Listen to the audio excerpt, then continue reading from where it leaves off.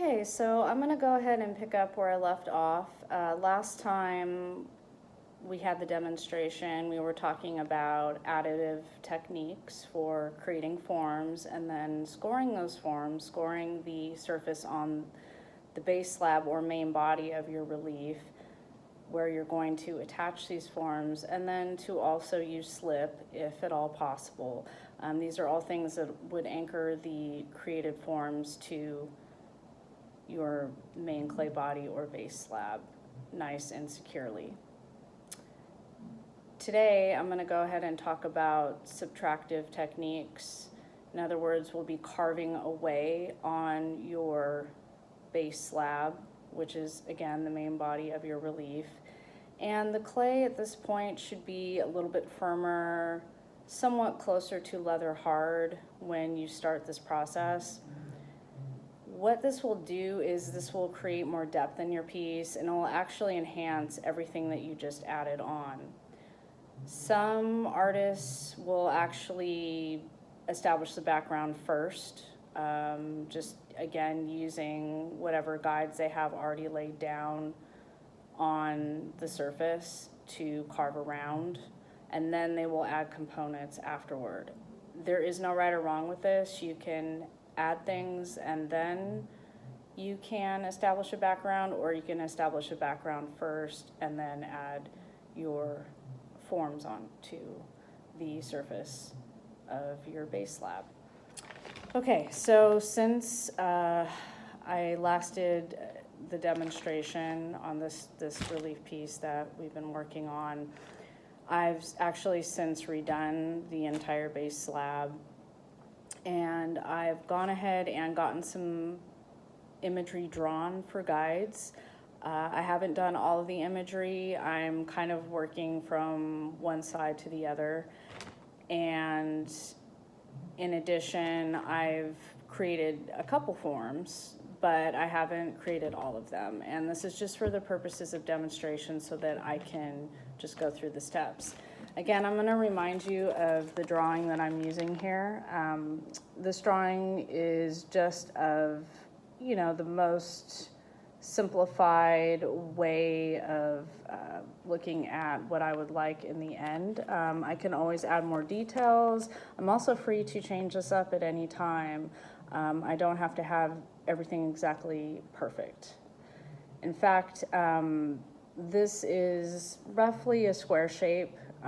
It's almost even on all sides as far as the drawing is concerned, and one side is about 8 inches, the other side is just short of 8 inches. I've actually taken the slab that I'm working on and just made it about 7 inches on each side, so it's just an inch shorter. So it'll be a little bit smaller actually than this drawing. And in the instructional videos that you watched prior, they did mention that the clay does shrink. It definitely does, but that's more with regular clay that you do use for ceramics. This clay does a little bit as it dries, and that's only because that happens when the moisture leaves it, but it's not going to be as significant because of what it's made of, since it's air dry clay. Okay, so I'm going to go ahead and uncover this piece. Again, drawing, just to remind you. Okay, and then this is part of that. So here's my new base slab that's a little bit bigger and more square. It's not so much like a rectangle the way the other one was. And then I've added one of the circular forms that has a divot in the middle, and then 2 of the coiled cylindrical forms.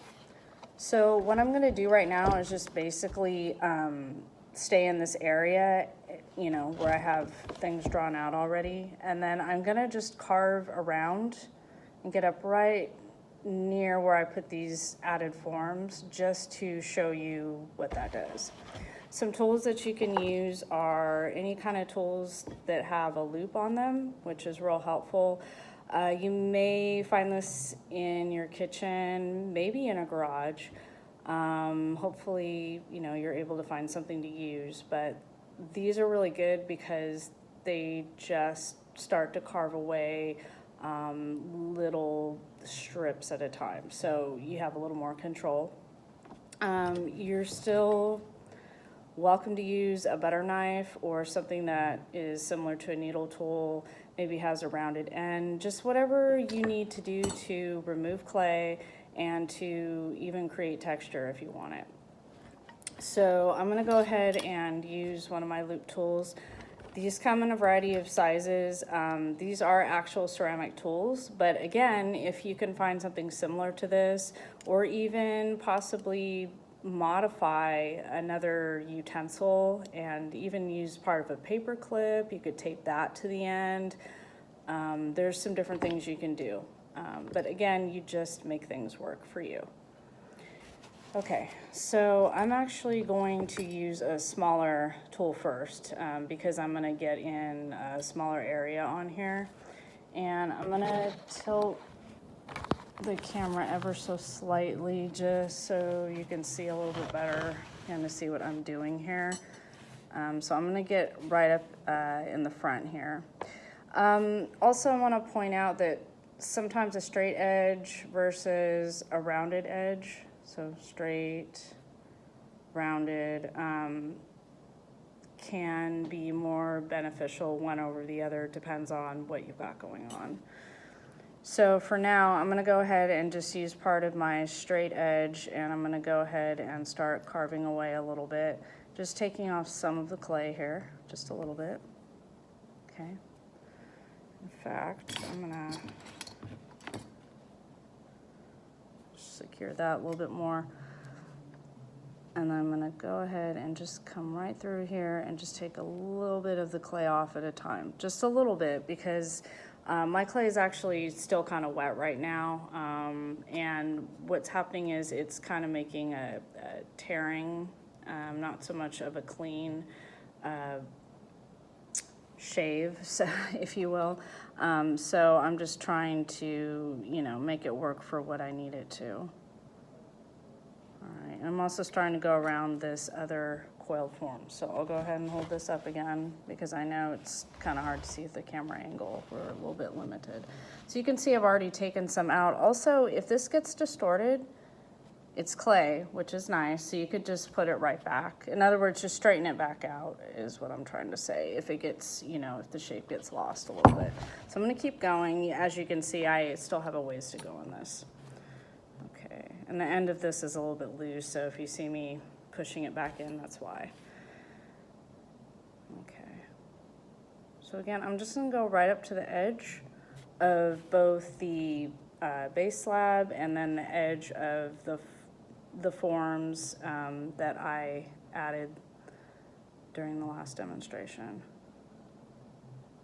And this will create depth. Also, if I remove this and I like it, then I can also actually make this a little bit lower profile. In other words, I don't have to leave it so high because I've taken some of the surface down. I can actually, I can compress these a little bit if I'd like to. It's just really, again,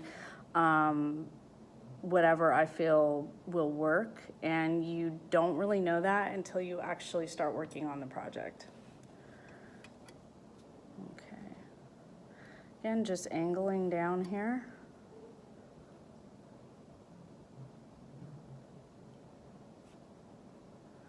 In a second, I'll stop and I'll show you what I have.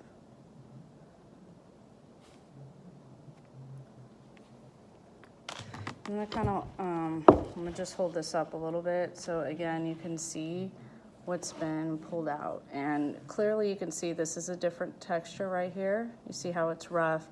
Yeah, it's just a slightly different texture going on, but it's obvious that the forms are definitely popping out even more off of the surface itself.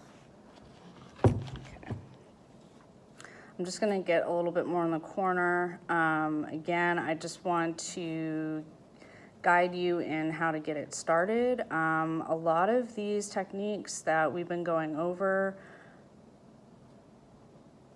you just have to practice them and do them yourself to really you know, ultimately get used to things and make decisions as to how you want to do this. I'm also messing with the side a little bit too of the slab, just because I can. And hey, if you don't like the texture and it's too rough, you can always smooth it back out. There's nothing wrong with that. Okay. Again, just gonna go around that circular form. Even if I start to erase the marks that I've made for guides for the other parts of the relief, that's okay. That there's nothing wrong with that. That actually still work. Okay. All right. So again, I'm not going to do anything heavy duty. You know, I'm still got a lot to do with this. I might even continue to add a little bit before I go back to carving. The only thing is, when you start to add, anytime you go back into carve, you're gonna have to carve around whatever you added in, because you don't wanna obviously mess with all the work you just did with the additive piece. So when you're doing the subtraction part and you're carving down, you do wanna make sure that you have enough room to get in there with the tool. So like I said, I've been using this size, but let's just say that, you know, I was using something that was bigger. I'd still have to make sure that I could actually get around these forms that I just created. So I just want to show you what happens also when I remove. See, all of these are just little thin, little tiny pieces of the air dry clay that come off at a time. I would definitely, they're going to be a little crumbly with this stuff, but I would definitely take these pieces that you have here, these little tiny ones. You can either use them to create more slip. I think you guys remember this stuff. I had crumbled up some pieces and added water. Also, if you have an old brush, this is really helpful for putting slip on your piece when you need to, when you have to do adding. Anyhow, as far as the stuff that's coming off from the subtraction method, I would take all these little pieces, for example, and just go ahead and start mashing them and fusing them together. You can even like roll little tiny clay balls at a time, and then eventually you can just put it all together and you could wedge the whole thing back. It's really, really important to conserve whatever clay you can when you're working on a project, because you never know if you're going to need extra later on, or if things are scarce, you know, you don't have too much resources. So those would be my suggestions. So I'm just going to go ahead and finish off what I was doing. Actually use this round side this time. And I'm only getting around just the circular form that I have right here in the corner. And then I'm also getting around part of the cylindrical form that I used a coil to make. All right, and again, anything that gets a little distorted shape-wise, you know, I'm just pressing it back into place. Also, you can just redraw on top of your clay. That's the one cool thing about the surface of something that's made of clay when you're still working with it and it's still moist and pliable, is that you can, say, make some marks on it for any kind of guides or just for imagery. But if you don't like where things are placed, or you know, you just want to change something, you can actually just erase it out using your hand, and then you can go back in and make adjustments again. So it's actually pretty user-friendly, to be honest. Okay, so again, this is going to look a little rough. It's all right though. I'm pretty used to this, and it's normal, so I don't get too worried about it. But I do want to show you quickly before we end the demonstration here what's been done. So you can see that a significant amount of the clay has been carved down. You can see it's been taken off, and that it is now creating additional depth in the piece. One last thing you can do before I put this away, you can either use some slip that you've made, like this. You can either use this stuff and smooth down where you